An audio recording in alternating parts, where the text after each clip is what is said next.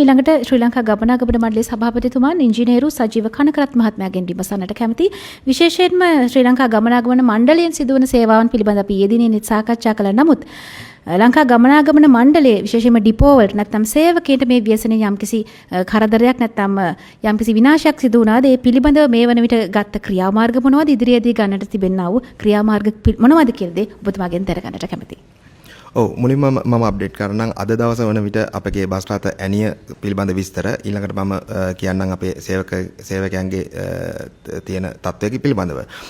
අද වෙන විට අපේ සුළු ආපදා සහිත බස් සාමාන්‍ය තියෙනවා මුළු රථ ඇණියෙන් 5%ක්.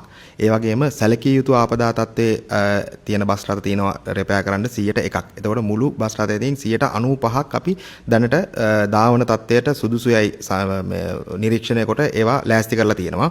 එතකොට RD එකෙන් ක්ලියර් කරලා දෙන පාරවල් වලට අපේ බස් රථ ඇණිය දැනට 95%ක ශක්තියකින් යුතුව අපි ක්‍රියා කිරීමට බලාපොරොත්තුෙන් ඉන්නවා. ඊට අමතරව අපේ සම්පූර්ණ ඩිපෝ වලින් සමහර ඩිපෝ පුත්තලම, හලාවත, අනුරාධපුර, ගම්පල වැනි ඩිපෝ සම්පූර්ණයෙන් යට වුණා. ඒ වලේ බස්වල 101ක පමණ ප්‍රමාණයක් තියෙනවා සාමාන්‍ය සැලකිය යුතු ප්‍රමාණයෙන් රිපෙයාර් කරන්න. ඒවලට දැන්ටමත් අපි ඇස්තමේන්තුගත කරලා ඒවලට අවශ්‍ය මුදල් ප්‍රතිපාදනය කරගෙන යනවා.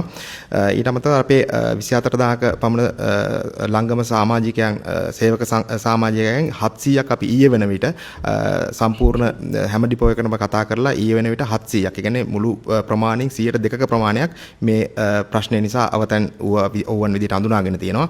අපේ මානව සම්පත් කළමනාකරණ ඩිවිෂන් එකෙන් අපි ඒ හා සම්බන්ධ වුන් නැවත යථා තත්ත්වයට පත් කර ගැනීම පිළිබඳව කටයුතු කරගෙන යනවා. ඒකම මට මගින්ට දෙන්න තියෙනවා පොඩි උපදෙසක්. අපි දුම්රිය වාර ප්‍රවේශ පත්‍ර පාවිච්චි කරන්න ඉඩ දීලා තියෙන්නේ දුම්රිය ගමනාගමනය නැති පාරවල් වල පමණයි. සාමාන්‍ය දුම්රිය සාමාන්‍ය පරිදි ධාවනය වෙන මාර්ගවල අපි වාර ප්‍රවේශ පත්‍ර පිළිගන්නේ නැහැ බස්වල යන්න. ඒකම අද උදෑසන කනගාටුදායක ප්‍රශ්නයක් ඇති වුණා.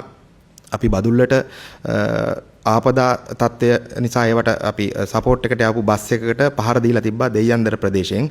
ඒක අපි පාන්දර 2ට විතර. ඒ කියන්නේ මේ ආපදාවක් ඇති වූ බදුල්ල ප්‍රදේශයට අපි සහන ආධාර අරගෙන ගියපු බස් එකකට පහර දීමක් ඇති වෙලා තිබ්බේ. අදාළ පොලිස් ස්ථානයට අපි දැනුම් දීලා අපි හිතනවා පොලිසිය ඒ ගැන රජයට සිදු අලහබාණි අය කර ගැනීමට හැකි ඉක්මනින් කටයුතු කරයි කියලා. ඊට අමතරව අපේ හොට්ලයින් එක තියෙනවා 1958ට අවශ්‍ය වෙලාවක කතා කරන්න පුළුවන්. කතා කරලා ඔබගේ සේවාව, කියන්නේ බස් රථ සේවාව ඔබට අවශ්‍ය වෙන්නේ කොහොටද? ඒ ටික ඔක්කොම ටික විස්තර දැනගන්න පුළුවන්.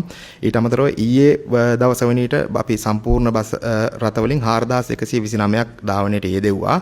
අද සම්පූර්ණ 3750යි. ඒ අද සෙනසුරාදා දවසක් නිසා ඕක තමයි වර්තමාන තත්ත්වය.